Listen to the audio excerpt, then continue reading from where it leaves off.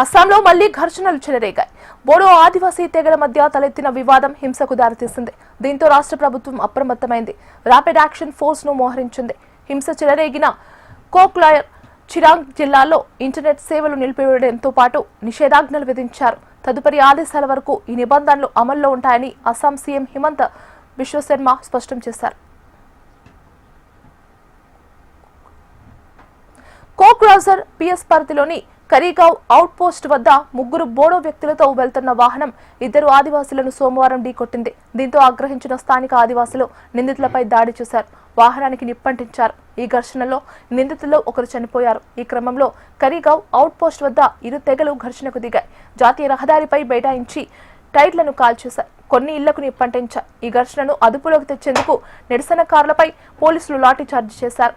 Tear gas ను ఉపయోగించారు. ప్రజలతో పాటు కొందరు పోలీసులు గాయపడ్డారు. ఘటనా స్థలంలో సైన్యాన్ని మోహరించేందుకు ఏర్పాట్లు చేస్తున్నామని ఎక్స్ వేదికగా సీఎం హిమంత పేర్కొన్నారు. ప్రస్తుతం ఆయన దావోస్ లో జరుగుతున్న వరల్డ్ ఎకనామిక్ ఫోరం సమావేశంలో ఉన్నారు.